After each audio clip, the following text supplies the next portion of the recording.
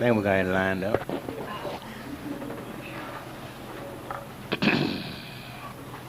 My name is Joe, and I'm a real alcoholic. Hi, Joe. Through God's grace, because the program works in my life, I haven't found it necessary to take a drink since the 10th of March, 1962.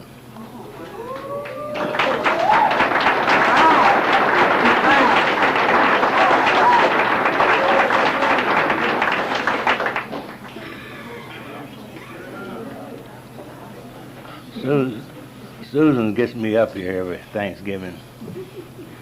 We got an annual thing going. Every Thanksgiving I talk at the potluck. I say I'm Susan's turkey. We'll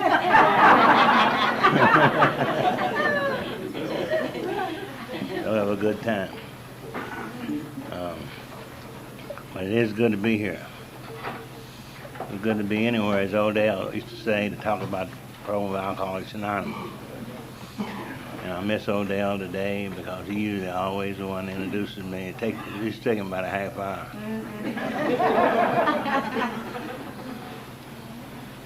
But they say we got to tell in the AA talk what we were like, what happened, and what we're like now. 3 different phases of our lives. And I think that these are fantastic things to talk about. We need to talk about what we were like so we can identify with each other having the same problem. We also need to talk about what it's like now. Sometimes we don't get time to talk about many things that happen in our lives as a result of being sober. But the main thing we need to talk about is what happened in our lives. What changed our lives. The 12 steps of Alcoholics Anonymous. That's the thing we need to discuss. We need to apply so we can reapply in our lives.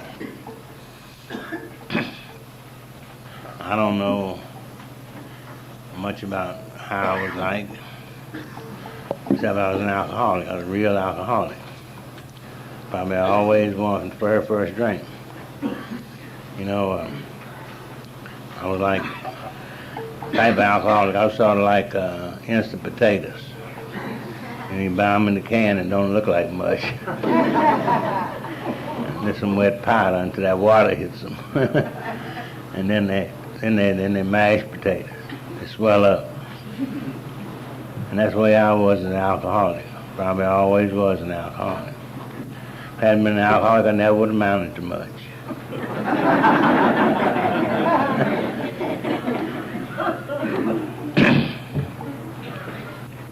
When I was born in Louisville, Kentucky, I call Little Rock home. I've been here 40-some years, so it's home for me. But we were poor people. Of course, everybody was poor in those days. They didn't have enough. They hadn't drawn the poverty line. They had too many people there. They didn't draw that poverty line until about the 50s. But back in those days, everybody was poor. You know, we were better off than most people. But I remember I had 2 pair of shoes, an everyday pair and a Sunday pair. I had 2 pair of shoes, and some kids didn't have a pair of shoes. But we were poor. We had plenty to eat because every time I know we had plenty to eat because every time I asked my mother for some more, she said, "You already had a plenty."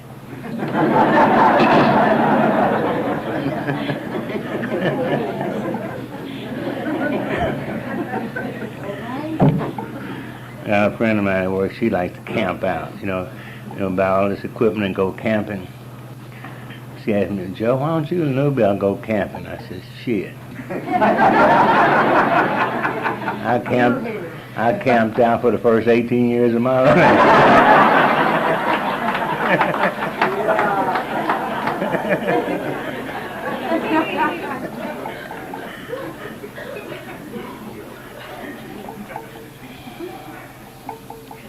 But growing up was a great experience. It's a painful experience.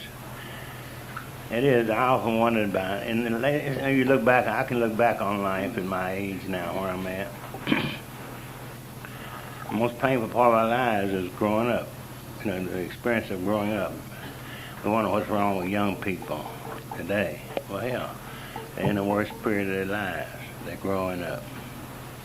painful. Everything is waking up. Emotions are taking over. We got all kind of feeling. Everything goes on with us in those developing years. And I remember experiencing those things. And I don't think mine was any different than anybody else's. There were no major problems, except I didn't like being poor. I didn't like being broke. I didn't like, the way we had to live. But at the time, we were better off than most people. I know my father did everything he could to raise us. I came from one of them places that's bad, raised a lot of alcoholics, one of them good Christian homes. They say they're going to stop them people from raising kids. They raised a lot of drunks. But alcohol was never served in our home. And I never, this wasn't part of our lives.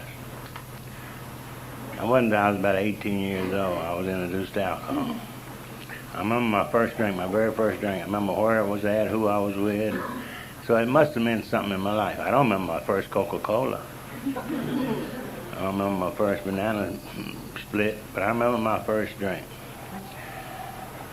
So I didn't know what was going on in my life until I read the big book many years later. What happened that night. The big book is about the only thing that I had to identify my life, period, when I got here. It said I was restless, irritable, and discontented. And I picked up that first drink. And I found in that first drink a sense and ease and comfort that came at once by taking that few drinks. What happened to me that night, the very first night. And they said, I remember that. I remember that sense. And the next time I got restless, irritable, and discontent, my mind remembered what I did the first time. And I repeated that over and over. To the gates of insanity or death. I pursued that great illusion to the gates of insanity or death. There's one thing about an alcoholic. The reality of it is, no one knows they're alcoholic. No alcoholic knows he's an alcoholic. The only people that know they're alcoholics are the recovered people. The drinking people don't know they're alcoholic. When you don't know you're alcoholic, you try to do things that non-alcoholics do. And then you get in trouble trying to do things that you can't do. Like get married. An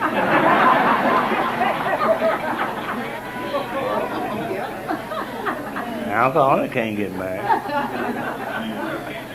Go get a job. He can't do the normal things that other people can do. But he doesn't know he's alcoholic. He kills himself trying to do things he can't do. So I remember I got married. Marriage was in trouble from the beginning. And we were divorced after about 5 years, 2 kids in that marriage. It was just total shambles. I remember telling myself, you just got married too young. We come up with all kind of excuses. Ain't got nothing to do with alcohol. You just got married too young. You need to have some fun. So I set out to have some fun. We got a hell of an idea what fun is, too. So I came back I lived in Indiana, so I moved back to Kentucky with my father. We always, I don't know about y'all, but I always got in trouble. I come home to my family, see about them, help them out when I got in trouble. Got homesick when I got in trouble, got broke. My father used to say, he didn't kill the fatted calf when he saw me coming home, like the prodigal son. He'd hold his pocketbook and hope I'd leave pretty soon. Now, one thing about him, I never did notice until after I sobered up, but he would always lend me some money to leave.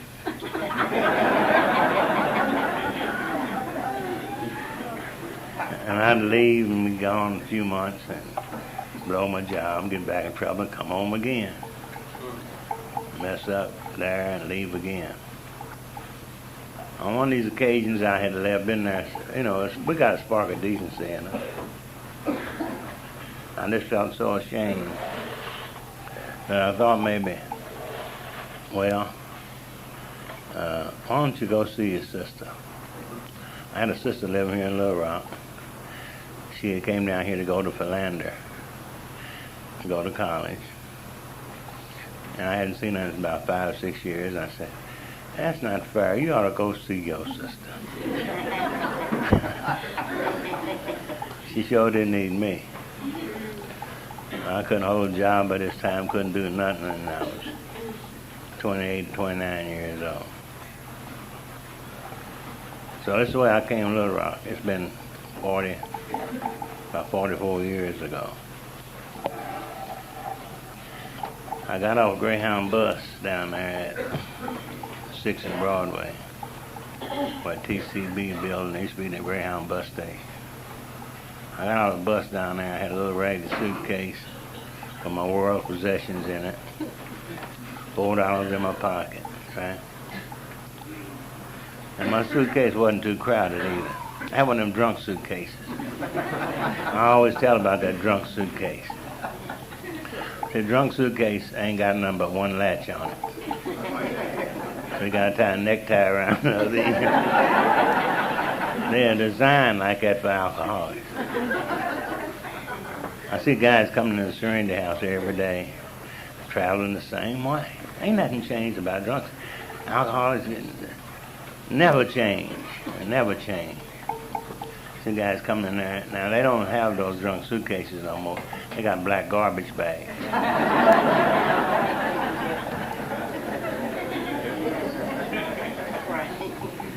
We had one guy coming there one day. One guy came in there one day and they came, no, I'm interested in bags. And they came in and said, Joe, this guy can't get sober. Look at him. He's got alligator luggage.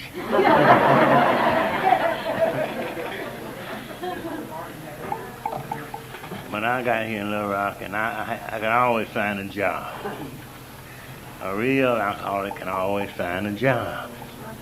Because the job is necessary for his condition.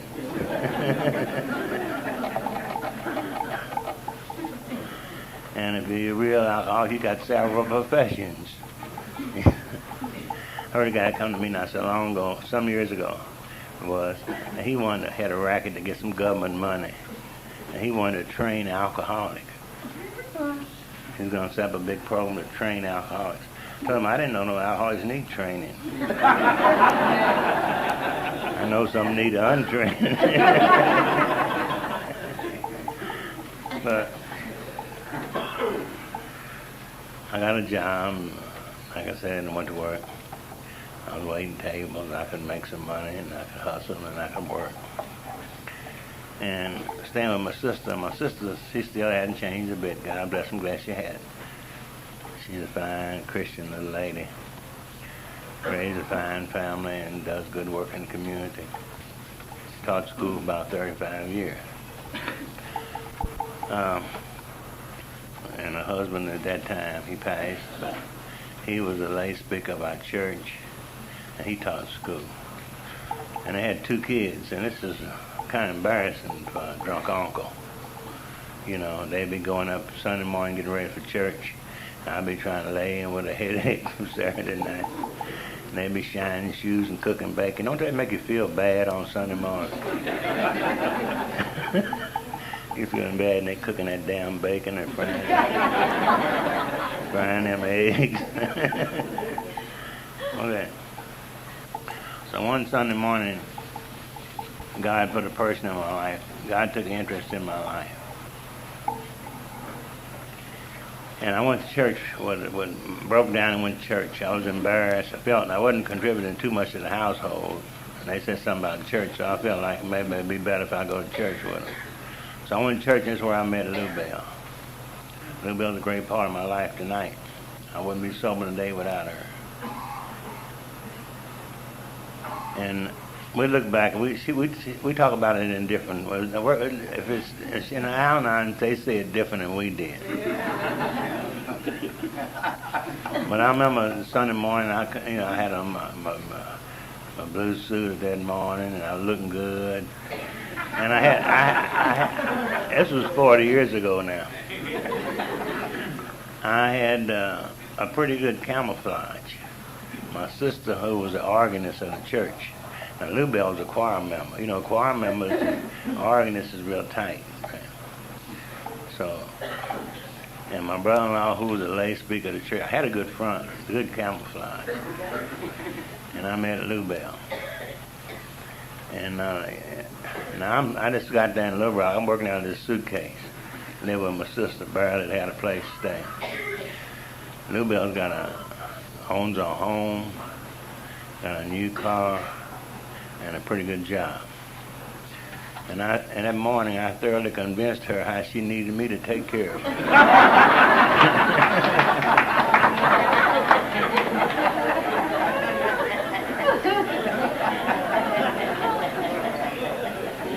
And that was one of my best performances.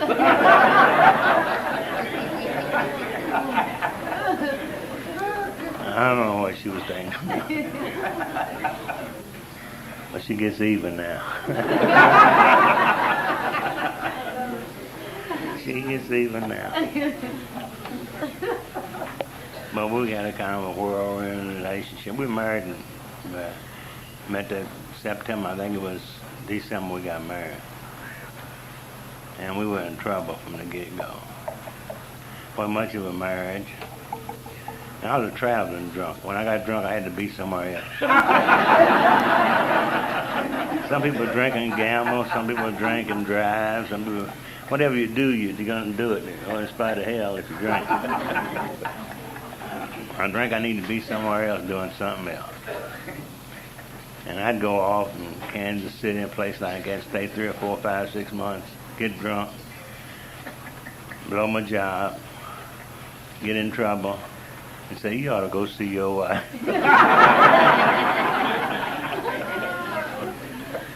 And I'd come home and she'd be mad. She had a bad attitude.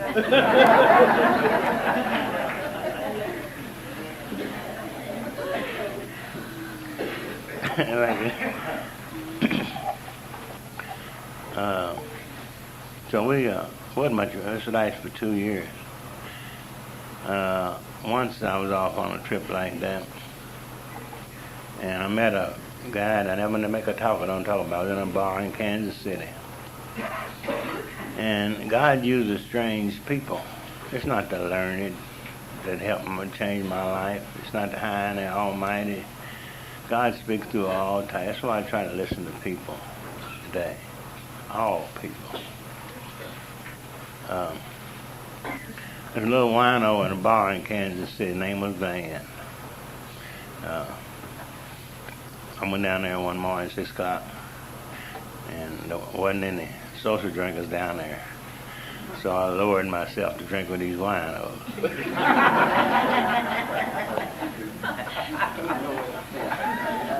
Social drinkers just don't be down there at 6 o'clock. They got to go to work. So that morning we were drinking, and they were trying to get their money together to get the wine. A pint of wine was 60 cents in those days. They were trying to get their money together. I had about $3 or $4, so I was a big spender. I said, that's okay, I'll buy. And the girl they would sell you the pints of wine, but they would sell you and put it in glasses. They wouldn't give you the bottle. And they give me a pint on 3, a pint on 2, a pint on 4, and they'd pour it up in these tall glasses. And this girl was good at pouring this wine, because she did that all day long for these winos. She got through this. She started up here and go straight down. She had to go back. When she finished, they were level. So nothing is perfect for an alcoholic. All the alcoholics would get down there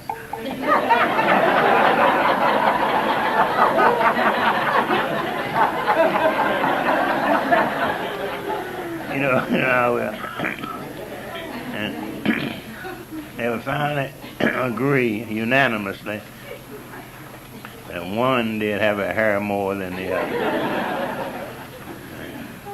I was standing there watching them. I didn't know what was going on. And they'll give that to the guy who bought. Classy people. Wino's got a lot of class. So we were sitting there drinking and band. There's nothing like that ain't nothing like the chemistry, alcohol in the morning. The first drink. The greatest chemistry in the world, that first morning drink. And after it eases down, it's time for some conversation. And Van said, Joe, you know you're a pretty nice guy. I've been knowing that. I'm glad you see that. He said, you're a lot different than me and a lot of these guys down the street. I knew I wasn't like him. He's wino. But he looked me in the eye, little tears running down his eyes from the morning chill. And he said, Joe, you're drinking too much. For the first time in my life, I heard another human being. Now, I had been spoken to by some well-meaning people about my drinking. And here's a little wino in a bar that got through to me. Because he looked like a man, and he had a big problem himself. Obviously, he knew what he was talking about.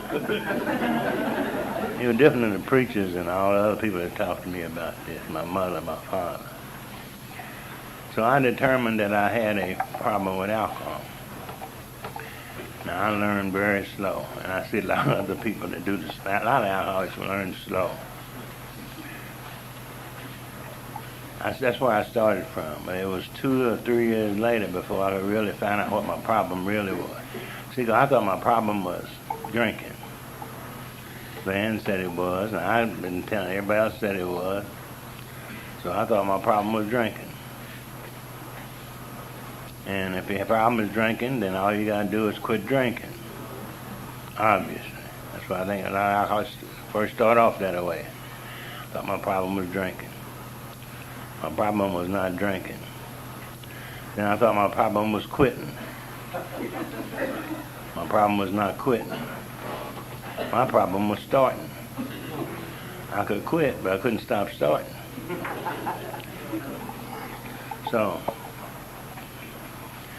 I said, now, you ought to go home and quit drinking and straighten your life. So I came back a little around. She's mad again. And this time, I got a job. She helped me every time to get back on my feet. And I quit drinking. And I went to work. And they said when I quit drinking, everything's going to get all right. Everything will be fine if you just quit drinking, Joe. Everything wasn't fine. I was still restless, irritable, and discontented. I stayed busy. I had an idea, if you stayed busy, I was busy, man. Newbell said, the house needs painting outside or something. I said, get some paint, I'll paint it. She said, need paint inside. I said, get some paint, I'll paint it. I did everything I could. I stayed busy. I worked. And outwardly, everything looked good, but inwardly, it was there. I'm glad the big book described it. And they finally came when I did not have a defense against the first drink. And I remember that morning. And I took that drink, and I knew what it was going to do when I took it. And I was off, and I was drunk, and I was gone again. I came back to Little Rock, and I was here about a week. And I was still drinking. I was sitting on a bar at 14th and Chester, not too far from here, right over after that, right down the corner. I was sitting in a bar, and I had that magic moment in my life. And I don't think that I was capable of it. I think it was a gift from God. All at once, it was like Bill Wilson, I experienced total defeat. I had accumulated a ticket for Alcoholics Anonymous. Total defeat. I got off of that bar and I didn't know a thing about AA. See, there wasn't any information around on TVs and books. And AA had been around 20-some years, but it wasn't, the general public didn't know about AA. There wasn't information about alcohol or drugs. There wasn't any drugs much, but that's in the mid-60s. But there wasn't this information, public information around about it. Now, funny thing, Alcoholics Anonymous, the AA dormitory was back that way on 14th Street, or the 14th Scott. Well, old Adam, what's the name of that place that's on TV? Huh? Villa Marie, yeah. That was a men's dormitory. All I had to do was walk on out there. I would have found, but I didn't know it. AA was so anonymous, I didn't know where it was. In fact, I don't know where we were, but up until the 60s, in 62, I had never talked to anybody in the black community that had ever heard of Alcoholics Anonymous. We had alcoholics in the black community, but no, I had never heard of an alcoholic getting sober. It just didn't happen. We had alcoholics and they would die and just be a nuisance. But we didn't know anything about help for an alcoholic. So, only I knew about was the old state hospital. So I said, well, that was help for me. So I went back to state hospital. I'd been out there once for about 2 or 3 days. So that Saturday morning, it must have been getting of a miracle because I got off the bar with $2 in my pocket.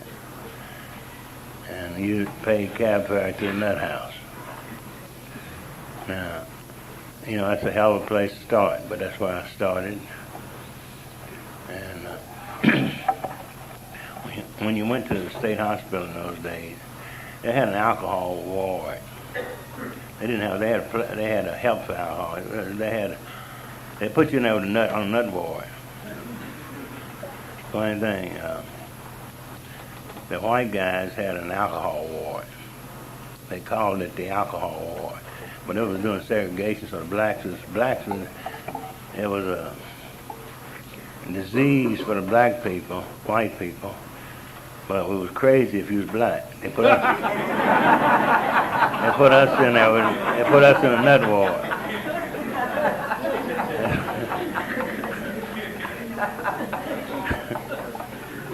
And like I heard a guy in prison, this guy's in prison down in Texas, and he saw these guys coming in on Sunday with their suits on, all dressed up. And he asked, had a fence down through the prison. And this guy asked him, who's them guys coming in them suits? He said, they're from Alcoholics Anonymous. I said, what do they do? He said, man, they come to help us get over the disease of alcoholism. Down on the other side of the fence, black guy said, that's a hell of a thing. He said, it's a disease on your side of the fence, it's a sin on my side.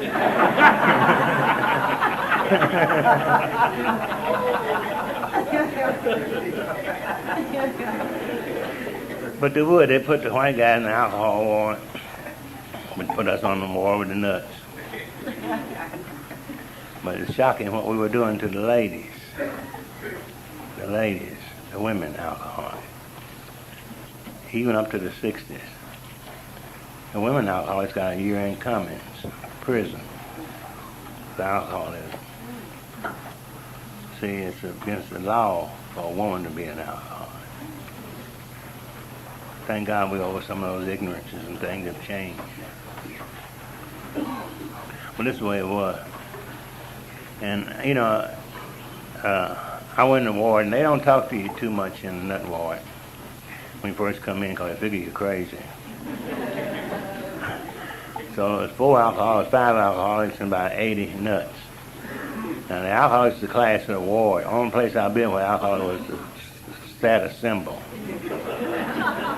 Other people have been there 30 years, 20 years, 15 years, living there, just stayed in there, no family, nothing. And the alcoholics stayed 30 days. So All the alcoholics hung together. I first went in there, and the alcoholics wouldn't have nothing to say to them. They looked at me and tried to figure out I was crazy or not.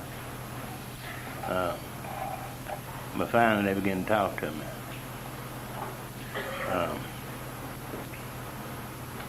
And the very first day, one of the alcoholics, the head alcoholic, his name was Laura, from Dumas, Arkansas. Now, I didn't have a learned person from Alcoholics Anonymous to come and find me that day, help me. I didn't need Bill Wilson and Dr. Bob. I said, God's grace is sufficient. I had Ora. Ora had the big book. He had 2 weeks of locked up sobriety and a carton of Camel cigarettes. Now, you know what got me. I got there, I had 50 cents in my pocket, and I blew that on a pack of cigarettes and candy bar. Cigarettes 35 cents in. And this guy got a whole carton of Camels. And he gave me some of that roll-on tobacco. I never rolled a cigarette in my life. I'm coming off a drunk, trying to roll one. I ain't had no trouble talking about your life being unmanaged because the only way I could smoke was take my tobacco and paper and give to one of them nuts and let them roll it and lick it and give it back to me.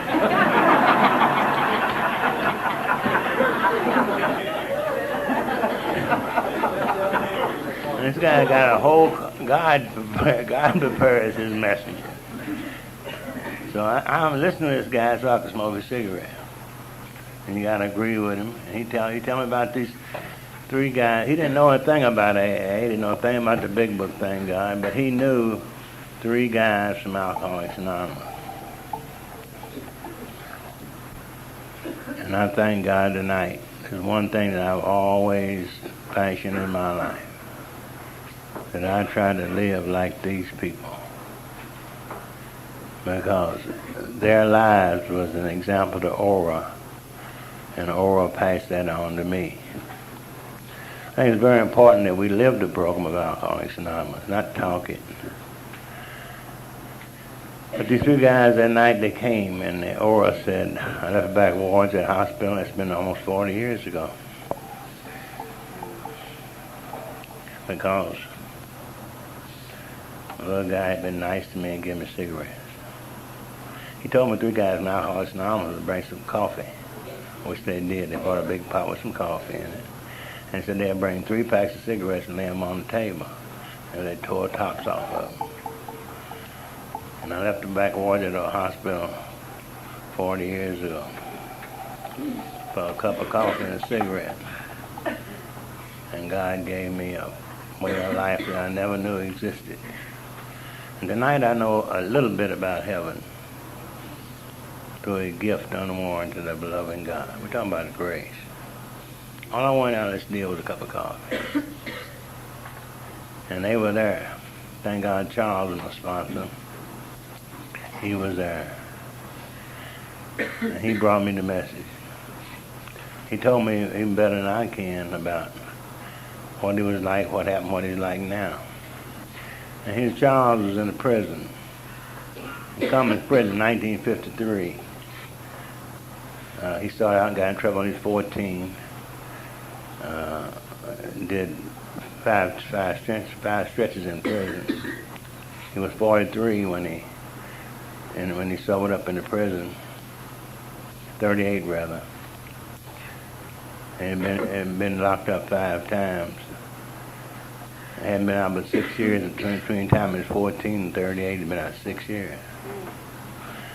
He was there in Cummins facing 103 years. And he said he come in from the field one day, and somebody placed a book on his bed called the 12 Steps and 12 Traditions of Alcoholics Anonymous. And he said he read this book, and he said, I found a formula in that book where I could change my life and maybe get out of prison. And he applied that formula to his life and changed his life in 1953 in prison by himself. Man is self-educated, never had any education. He educated himself in prison library. His life changed so drastically that all the convicts saw it change. All the prison officials saw it change. They brought him in, they gave him a job teaching school, teaching the other prisoners how to read and write. Finally brought him to the office. In about 3 years, he went up for parole, and he was paroled. And he was out 9 years when he found me locked up. And he came into that prison tonight, and he had on a nice suit, tie and everything. I said, look at this big chump. And I tried to run my little game down on him, boy. He grabbed it up and shot it back to me real fast. He was a challenge for me. And, you know, he got up and made his talk. And then he sat down, and I should have let him alone, but I want to follow him over. I said, let him, but like the book says in 12 steps, make him ask you. And that's what he did. I was so inquisitive. I had to go talk to him. And I said, Charles, I hear what you said about you staying sober. What do you think I should do? I invited it, and he was waiting for me. He looked down at me with a big smile, just like he always did. He said, fella, I was telling you what I did. He said, frankly, I don't give a damn what you do.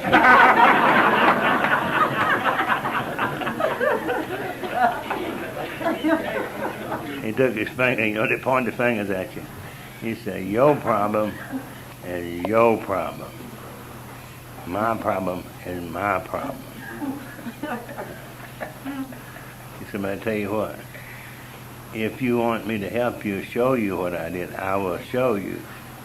But I do not play. And he showed me what he did. You know, my message is Charles's message. The message I passed on tonight, the same message Charles passed on to me. And I hope it remains like it is and you pass it on to someone because it works. So I didn't knock down the doors of AA. You know how I got out of the prison, out of the hospital rather, and did my 30 days. And I didn't go to AA because I was busy. You know how new alcoholics are busy. New sober alcoholics are busy. We got a lot of business. And I didn't have no transportation. A man needs transportation. Now, I can go to California on a drunk. I can't get across town sober.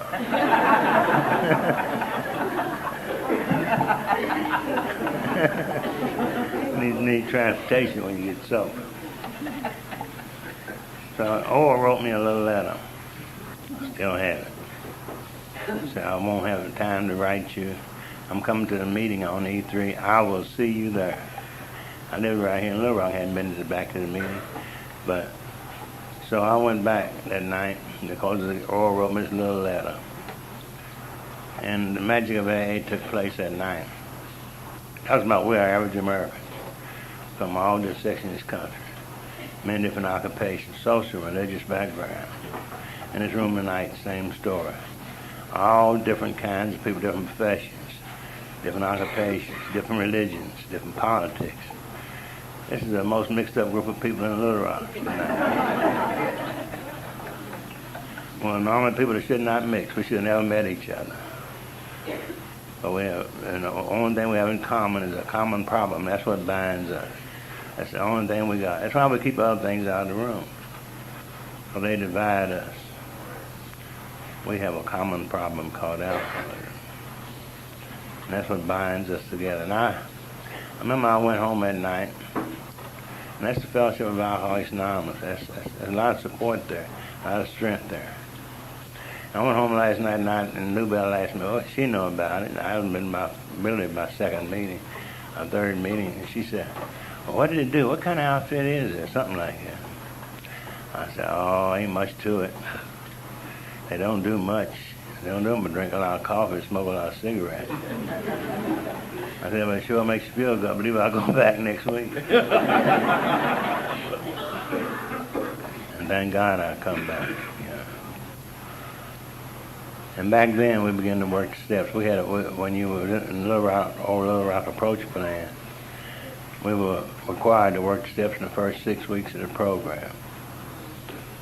you didn't go to meetings and talk until you worked the steps. Mainly, you didn't have nothing to talk about. If the AA meeting is about AA, you don't know nothing about AA. But if it's got all the other stuff in there, you got meetings nowadays where you can talk about everything else and don't have to talk about those steps. But they will take you through the steps in 6 weeks, and when you complete your steps, they would introduce you to the group. Your sponsor would say, Joe has finished the steps. I'd like to introduce him to the group as a member of the group. So this was 1962, and it wasn't the best time to be the first black in AA.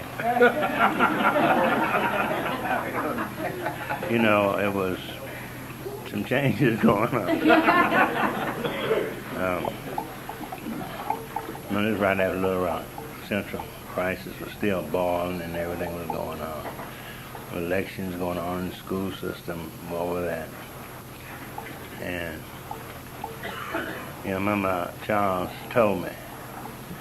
Charles was ideally chosen for me to be my sponsor, because he guided me through this stuff. He said, you want to get sober, this program works. I don't care what they say or do, you want to get sober.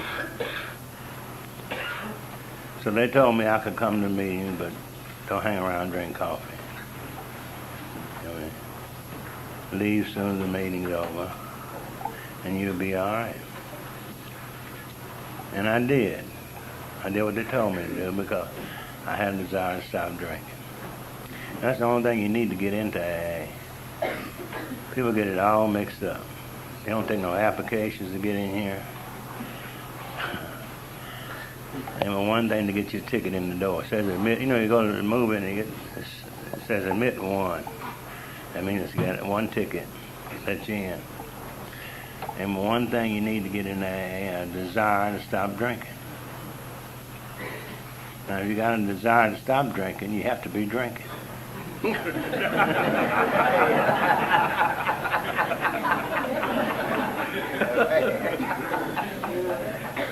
And if you drink enough booze, like me, and get sick enough and get in enough trouble as I do, you can get a ticket to AA. But you can't get a ticket to AA sitting around here drinking this coffee. So, it didn't make any difference what they said. I had a desire to stop drinking. And I overcome, and it didn't make any difference to me. After a few weeks, though, these people saw that I was an alcoholic like everybody else. The funny thing, all that opposition disappeared, and they treated me like they did everybody else. So, it all come through desire to stop drinking. And I won't get into in depth today about the steps you've heard. But, and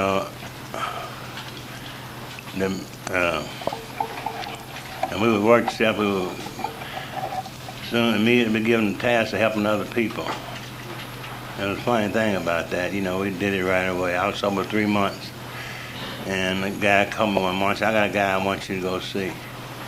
I said, what for? He said, he's got a problem. I said, what in the hell you want me to go see him for? All this sobriety around here. You send the most qualified person. He said, no, we don't do that. So I went out and talked to the guy, and I was worried about when I got there. I said, what am I going to tell him? I didn't know what to tell him. I got out there and in a cab, caught a cab and went to his house. I was out there that morning, and he had the doctor out there the night before and give him a shot. Unfortunately, when I got there, he still went to sleep. I talked to the guy's wife, and I remember feeling so much better when I left there. One time, shortly after that, I began to go to the county farm. Every Sunday morning, they had people down there, and I used to worry about what I was going to tell them. One Sunday morning, I was going driving down the road, my car was sloshing in the back, headed for the meeting. I said to myself, what can I tell these guys? And something said, nothing. And another voice said, well, they're locked up, you can't hurt them.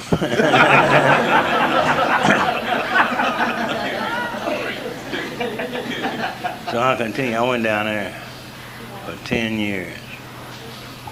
For 10 years on Sunday morning. It really shaped my life. I identified with people on the street. When I started my work in the alcoholic field, they knew me. It was a great asset to my life. But, you know, many things, great things have happened to my life. I was sober about 5 years, and the integration took place in '64.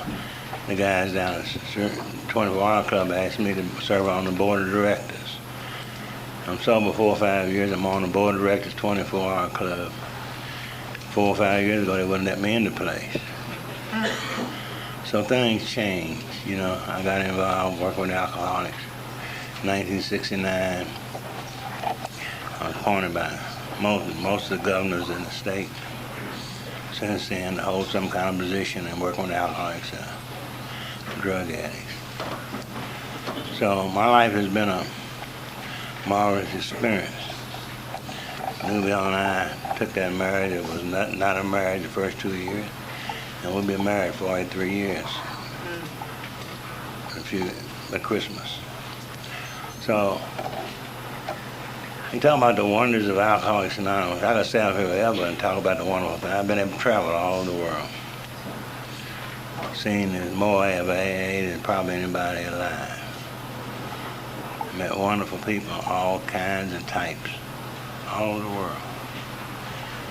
And the book says you'll be going places doing things you never thought you'd be able to do. All these promises, I think, have taken place in my life. Truly, my life is unbelievable. I've had the opportunity to work with many alcoholics. Doing work at the Serenity House, which was established in 1971. And that was a miracle in itself. We had $300 when we opened the door. And we treated over 25,000 people. And here at Wolf Street, what you're sitting in right now, all this began with a group of people with an idea to work, people helping. When we first opened this building, we had volunteers paint the building. AAs, Al-Anons, and Al-Teens show up on Saturday and Sunday. We'd paint all day. And I remember so many of them in here, you couldn't go around the corner. You had to look around before you run around the corner, because they'd run over you. And this is ours. And I feel very blessed, you know, as I travel the country and all the world. You know, this is one of the finest facilities for meetings in the country. Most people just take it for granted to come here and don't know about it. But very few cities, major cities, have the facilities that we have for Alcoholics Anonymous. So I'm very blessed. We've been very blessed in our community and what we're doing to help other people. There's still a lot of people out there to be helped. You know, as I talk about all the things I have done, been a part of, so yet, you know, there are more alcoholics now than we had when we started. So we're further behind, and more work to be done. It's been good to be here, and I hope y'all enjoyed y'all's turkey dinner. Thank you. Thank you.